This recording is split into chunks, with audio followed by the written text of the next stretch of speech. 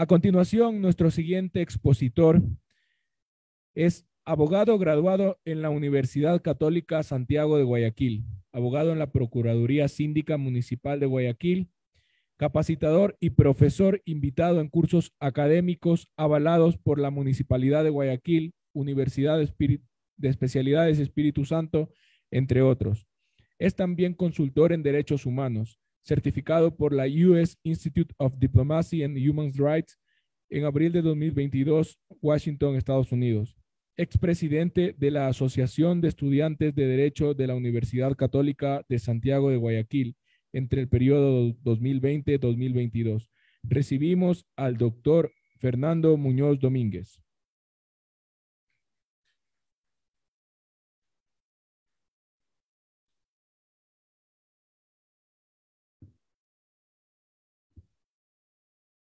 Si yo les consulto sobre derecho parlamentario, probablemente ustedes de forma automática piensen en el Parlamento, que en nuestro estado, por supuesto, es la Asamblea Nacional del Ecuador, que sesiona en estas instalaciones en las cuales debaten y aprueban leyes. Pero, ¿y si les dijera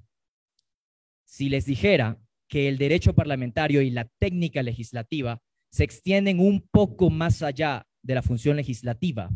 Si les dijera que esas ramas del derecho entran en contacto con otros poderes del Estado. El día de hoy pretendo dar un claro ejemplo de eso. Buenas tardes a todos. Es para mí realmente un honor formar parte de este importante evento académico. Especial agradecimiento al Instituto Ecuatoriano de Estudios Legislativos a través de su presidenta, la doctora Livia Rivas. El trabajo que están realizando realmente es digno de admirar y aplaudir y felicitar. Gracias a la Asamblea Nacional por ser la anfitriona de este evento y gracias a UNIR por el aval académico. Decíamos que el derecho parlamentario se extiende un poco más allá de la función legislativa y entra en contacto con otras funciones del Estado, como por ejemplo la función ejecutiva. El presidente, cuando emite un reglamento, emite evidentemente una norma de carácter general y debe seguir parámetros de técnica legislativa. Lo mismo el ministro cuando dicta un acuerdo ministerial. Asimismo sucede con los gobiernos autónomos descentralizados municipales. Y es sobre ese nivel de gobierno que versa mi ponencia. Técnica legislativa y ordenanza municipal. ¿Cuál es la técnica legislativa que deben seguir los gobiernos autónomos descentralizados municipales cuando emiten su norma por excelencia, la ordenanza municipal? En un estado unitario, pero descentralizado como el nuestro, los diferentes niveles de gobierno son de cierta forma, pequeños estados que tienen independencia. Por ejemplo, tienen su propia función ejecutiva, pero también tienen su propia función legislativa, que la ejerce el Consejo Municipal.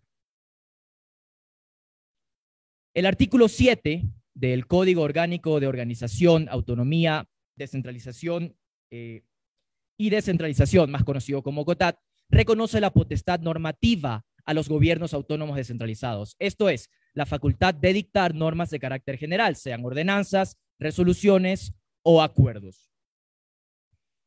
En ese orden de ideas, las municipalidades tienen la facultad de dictar normas. La norma por excelencia municipal es la ordenanza municipal. No es la única, porque las municipalidades también tienen la facultad, por ejemplo, de dictar resoluciones o acuerdos, pero me gustaría enfocarme netamente en la ordenanza municipal. La ordenanza municipal, a palabras del doctor José Swing Nagua, en su obra Derecho Municipal, es definida como aquella norma jurídica de carácter general, infralegal, con efectos en un determinado territorio cantonal, a través de la cual se concreta el ejercicio de los gobiernos autónomos descentralizados municipales.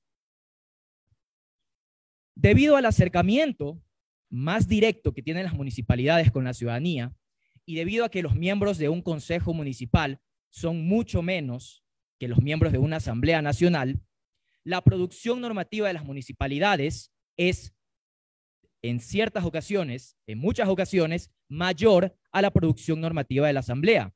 Por ejemplo, la muy ilustre Municipalidad de Guayaquil en el año 2021, según el reporte de gestiones de la Procuraduría Síndica Municipal de ese cantón, expidió 86 ordenanzas.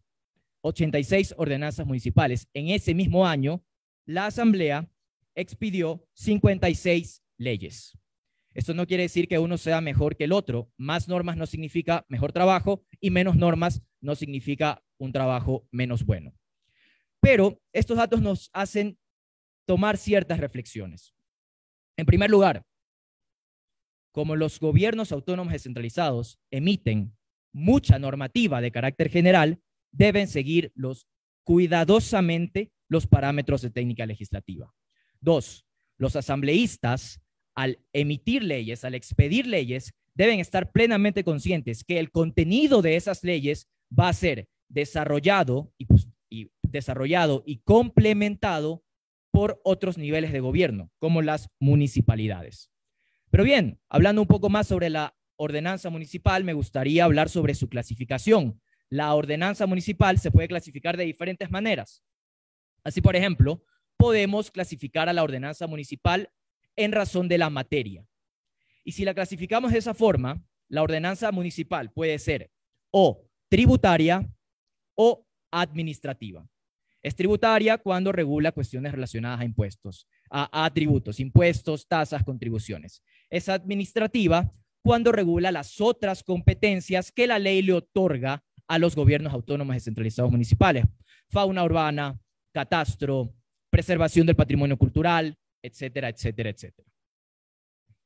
Pero doctrinariamente existe también otra clasificación de las ordenanzas municipales. Se pueden clasificar con base en el ámbito de aplicación.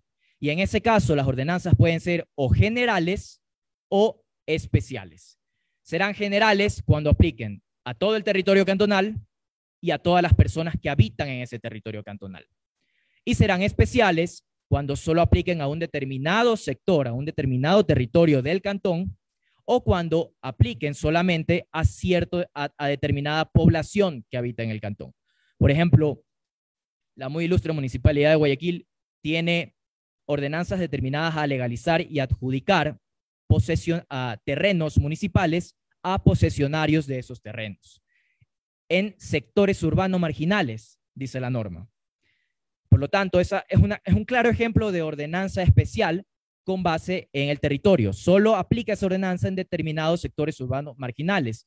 Otro ejemplo podría ser una ordenanza que vaya destinada únicamente a determinado tipo de comerciantes para, por ejemplo, darles beneficios tributarios. Pero la ordenanza también puede tener otra clasificación. La ordenanza puede clasificarse por el objeto. Y cuando la clasificamos por el objeto, la ordenanza puede ser o material u orgánica. Y esta clasificación es muy interesante. Será material cuando regule las competencias que la ley le otorga a la municipalidad. Vuelvo y repito, fauna urbana, catastro, uso de suelo, preservación del patrimonio cultural, etc. Pero la ordenanza también puede ser orgánica. ¿Y cuándo una ordenanza es de carácter orgánico? Bueno, cuando regula cuestiones relacionadas a la organización y a la estructura interna de la institución municipal. Perdón que vuelva a utilizar al municipio de Guayaquil como ejemplo, pero es la institución a la que orgullosamente pertenezco y claramente es sobre la que más ejemplos puedo dar. Pero el nombre de muy ilustre Municipalidad de Guayaquil es otorgado al Gobierno Autónomo Descentralizado Municipal de Guayaquil por ordenanza. Eso está en una ordenanza y es un claro ejemplo de una ordenanza de carácter orgánico. Se me ocurre también la ordenanza que creó la Dirección de la Mujer en el año 2020. Ordenanza de carácter netamente orgánico, no es material, porque no regula una competencia de la municipalidad, regula la organización. Y aquí también me gustaría hacer una aclaración importante, y es que en el COTAD, en el artículo 60, literal I, se establece que la máxima autoridad puede por sí sola regular cuestiones de organización mediante resolución. Entonces, así, varias municipalidades han optado por evitar el método de la ordenanza para organizar su estructura, porque evidentemente es más complejo y un poco más retrasado en los pasos crear una ordenanza, expedir una ordenanza, a expedir una resolución de la máxima autoridad, que es una forma mucho más expedita de organizar internamente la institución. La ordenanza municipal, al igual que las normas de carácter general, pueden ser válidas desde dos puntos de vista. Primero, pueden tener validez formal, deben tener validez formal, pero también deben tener validez material. Validez formal tendrá una norma cuando todos los pasos establecidos en la ley para su creación, para su conformación, se hayan cumplido de manera correcta. Y cuando nos referimos, por el otro lado, a la validez material, nos referimos a el contenido sustancial de la norma, la materia que está regulando. Respecto a la validez formal, no podría explayarme tanto en esta exposición por cuestión de tiempo, pero sí me gustaría dejar claro ciertas puntualidades. Primero, ¿cuáles son los sujetos a los cuales la norma les habilita a presentar un proyecto de ordenanza? En primer lugar, el alcalde o la alcaldesa, por supuesto. En segundo lugar, los concejales. Parece obvio, son miembros del órgano, del cuerpo que aprueba las normas municipales. En tercer lugar, las juntas parroquiales en materias relacionadas a su circunscripción territorial parroquial. Y cuarto, la ciudadanía en general. Entonces, cada uno de nosotros particulares tenemos la facultad legal para proponer un proyecto de ordenanza, para proponer que se conforme una ordenanza. El proyecto de ordenanza, al igual que las leyes, debe tratarse en dos debates, en dos sesiones diferentes, en 2 días distintos. Quiero también mencionar y aclarar desde cuándo una ordenanza municipal tiene vigencia. Y este es un tema muy debatido porque hay cierto sector jurídico que dice que la ordenanza municipal tiene efecto desde que se publica en la Gaceta Oficial de la Municipalidad. Como ustedes saben, la municipalidad tiene un registro de las normas que emite que se llama Gaceta Oficial. Pero por el otro lado existe el registro nacional, que es el registro oficial, en el cual también se debe publicar la ordenanza. Entonces, ¿cuándo tiene vigencia la ordenanza? ¿En la Gaceta Oficial o en el registro oficial? Esta confusión surge porque el COTAD no es claro al respecto, ya que el COTAD simplemente menciona que la ordenanza debe publicarse en el dominio web de la municipalidad, en la Gaceta Oficial y en el registro oficial, sin decir en cuál de las tres toma vigencia, entra en vigencia. Y esa consulta fue la que le hicieron al Procurador General del Estado el 22 de octubre de 2019, quien, en pronunciamiento 06329, determinó de forma muy clara que las ordenanzas municipales, como son una norma de carácter general, al igual que las leyes, los decretos, etcétera, tienen vigencia desde el momento en que se publican en el registro oficial. Y ese es el punto esencial y es el punto de inicio a través del cual se puede iniciar a aplicar una ordenanza municipal. De forma posterior, me gustaría mencionar un poco la estructura de la ordenanza. La estructura de una ordenanza es similar a la estructura de una ley. Comienza con una exposición de motivos, se trata de la justificación técnica, política, económica, que produzca que sea necesario conformar la norma. Aquí se pueden incluir ensayos, informes, estadísticas, estudios, etc. Luego tenemos los considerandos, que es la base legal que sustenta la creación de la norma, el título, que debe ser concreto y debe captar la esencia de la norma, la esencia de la materia que se va a regular, el articulado, que se compone principalmente por el objeto de la norma, el ámbito de aplicación de la norma y los demás artículos necesarios. No me atrevería a decir un número específico de artículos que requiera tener una ordenanza, ni mínimo ni máximo. Yo he visto ordenanzas de un artículo único, y he visto ordenanzas de 300, 400 artículos. Entonces dependerá de la complejidad de la materia que se quiera regular. Y finalmente las disposiciones, al igual que sucede en las leyes, están las disposiciones finales y nos referimos a las disposiciones generales, transitorias y derogatorias. En respecto a la reforma de la ordenanza, al igual que la reforma de las leyes, la reforma de la ordenanza tiene que seguir el mismo procedimiento que se siguió para la conformación de la ordenanza, y de igual forma la derogatoria de la ordenanza. Ustedes saben que en derecho hay un principio que dice que las cosas se deshacen como se hacen. Si vamos a deshacer una ordenanza, vamos a seguir el mismo procedimiento que realizamos cuando la conformamos. Ahora, me gustaría entrar como parte final en el contenido material de la ordenanza, ¿correcto? El contenido sustancial, la materia que se pretende regular en la ordenanza, que va a ser principalmente las competencias que otorga la ley a las municipalidades. Las municipalidades no pueden salir de ese marco de competencias que le otorga la Constitución y la ley. La Constitución y la ley. Según Jaime Rodríguez Arana, jurista argentino, las normas en un Estado de Derecho se hacen para aplicarse. Y si las normas han de aplicarse, han de ser claras. Claras en su objeto, claras en sus destinatarios, claras en su ámbito de aplicación, etc. Y hay que hacer eso de la forma más completa posible para no dejar cabos sueltos. Pero también hay que hacerlo de la forma más concisa y concreta posible. Y esto es un importante ejercicio de equilibrio de parte del legislador municipal. Lograr de forma concreta ser completo. Y es que Rodríguez Arana menciona que la mejor técnica legislativa es aquella en la que resplandece el principio de seguridad jurídica y principios similares como el principio de buena fe, confianza legítima, etc. Para lograr una buena técnica legislativa y lograr que la ordenanza tenga un buen contenido, podemos seguir varios parámetros.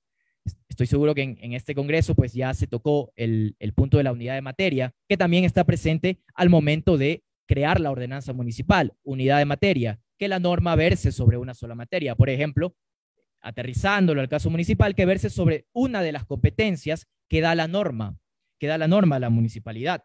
En este punto recomiendo arduamente leer la sentencia número 58-11-IN-2022 y acumulados de la Corte Constitucional, en el cual aquella Corte hace un magnífico realmente análisis de lo que es y lo que abarca el principio de unidad de materia, que es tan importante en derecho parlamentario y técnica legislativa.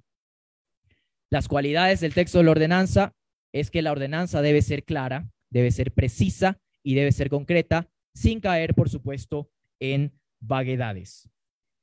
Recordemos que el destinatario de una norma, los destinatarios de una norma no son únicamente los asistentes del primer Congreso de Derecho Parlamentario. Los destinatarios de una norma no son únicamente los abogados de una institución pública, los abogados de la institución pública que crearon la norma, los abogados de la Asamblea Nacional. Los destinatarios de una norma son todos los ciudadanos, toda la población, incluso aquel ciudadano que no tiene la profesión de abogado, incluso aquel ciudadano que no tiene una formación académica o profesional. Y el arte de legislar es lograr que ese ciudadano entienda de forma completa la norma. Quiero terminar con las limitaciones del contenido de la ordenanza. Las limitaciones al contenido de la ordenanza son dos. Primero, materia. Ya lo dije, lo vuelvo a repetir, en caso municipal, como hablamos de la ordenanza municipal, solo las competencias que otorga la ley pueden ser reguladas por ordenanza. Segundo, límite territorial. No pueden existir ordenanzas supracantonales, ordenanzas que pretendan tener vigencia fuera del territorio cantonal del gobierno autónomo descentralizado municipal que la emite. Y con eso me despido. Realmente ha sido un honor verdadero formar parte de este congreso. Y qué mejor lugar que este para debatir este tipo de temas.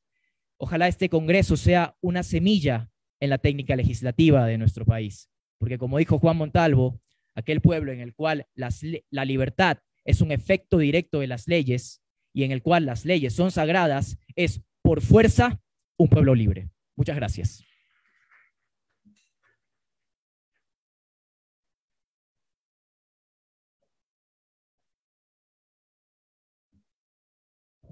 Agradecemos a Fernando Muñoz por la exposición presentada. A continuación,